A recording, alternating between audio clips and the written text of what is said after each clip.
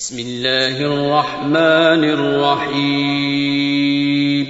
شروع اللہ کا نام لے کر جو بڑا مہربان نہایت رحم والا ہے۔ الحاقہ ما الحاقہ وما ادراک ما الحاقہ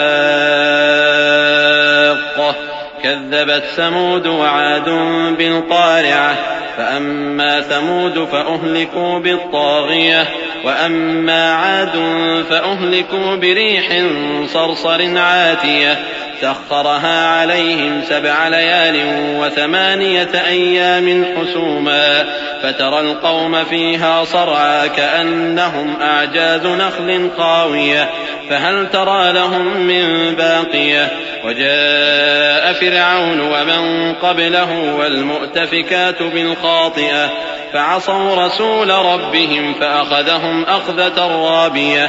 سچ مچ ہونے والی، وہ سچ مچ ہونے والی کیا ہے، اور تم کو کیا معلوم ہے کہ وہ سچ مچ ہونے والی کیا ہے؟ وہی کھڑکھڑانے والی جس کو سمود اور عاد دونوں نے جھٹلایا۔ سو سمود تو زبردست زلزلے سے ہلاک کر دیے گئے، رہے عاد تو ان کو نہایت زوردار آندھی سے تباہ کر دیا گیا۔ اللہ نے اس کو 7 رات اور 8 دن ان پر چلائے رکھا، تو اے مخاطب تو ان لوگوں کو اس میں اس طرح گرے ہوئے دیکھتا جیسے کھجوروں کے کھوکھلے تنے، پھر کیا تو ان میں سے کسی کو بھی باقی دیکھتا ہے؟ اور فرعون اور جو لوگ اس سے پہلے تھے اور وہ جو الٹی ہوئی بستیوں والے تھے سب گناہ کے کام کرتے تھے، سو انہوں نے اپنے پروردگار کے پیغمبر کی نافرمانی کی تو اللہ نے بھی ان کو بڑا سخت پکڑا۔ إنا لما طغى الماء حملناكم في الجارية لنجعلها لكم تذكرة وتعيها أذن واعية فإذا نفخ في الصور نفخة واحدة وحملت الأرض والجبال فدكتا دكة واحدة فيومئذ وقعت الواقعة وانشقت السماء فهي يومئذ واهية والملك على أرجائها ويحمل عرش ربك فوقهم يومئذ 8 يومئذ تعرضون لا تخفى منكم خافية۔ جب پانی طغیانی پر آیا تو ہم نے تم لوگوں کو کشتی میں سوار کر لیا تاکہ اس کو تمہارے لیے یادگار بنائیں اور یاد رکھنے والے کان اسے یاد رکھیں۔ پھر جب سور میں ایک بار پھونک مار دی جائے گی اور زمین اور پہاڑ دونوں اٹھا لیے جائیں گے، پھر ایک بار ہی توڑ پھوڑ کر برابر کر دیے جائیں گے، تو اس روز ہو پڑنے والی یعنی قیامت ہو پڑے گی، اور آسمان پھٹ جائے گا تو وہ اس دن کمزور ہوگا، اور فرشتے اس کے کناروں پر ہوں گے، اور تمہارے پروردگار کے عرش کو اس روز 8 فرشتے اپنے اوپر اٹھائے ہوں گے۔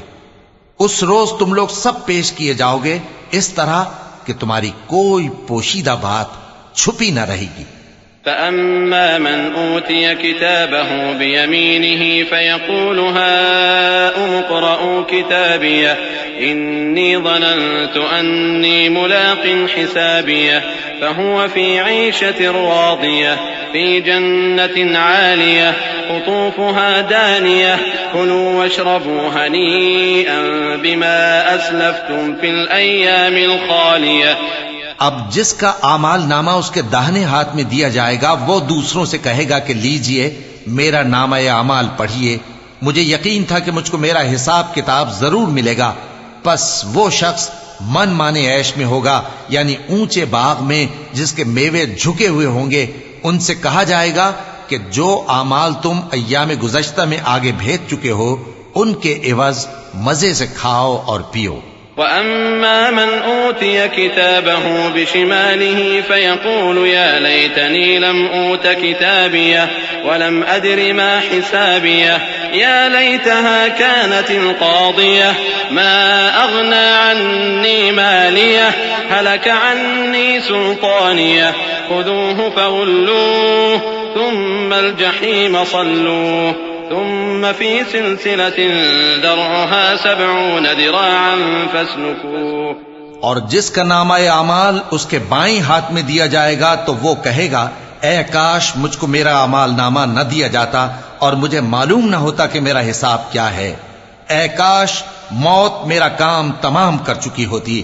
آج میرا مال میرے کچھ بھی کام نہ آیا، مجھ سے میرا اقتدار جاتا رہا.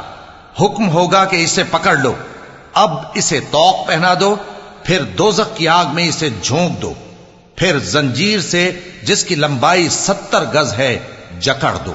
إنه كان لا يؤمن بالله العظيم ولا يحض على طعام المسكين فليس له اليوم هاهنا حميم ولا طعام إلا من غسلين لا يأكله إلا الخاطئون فلا أقسم بما تبصرون وما لا تبصرون إنه لقول رسول كريم وما هو بقول شاعر قليلا ما تؤمنون ولا بقول كاهن قليلا ما تذكرون تنزيل من رب العالمين.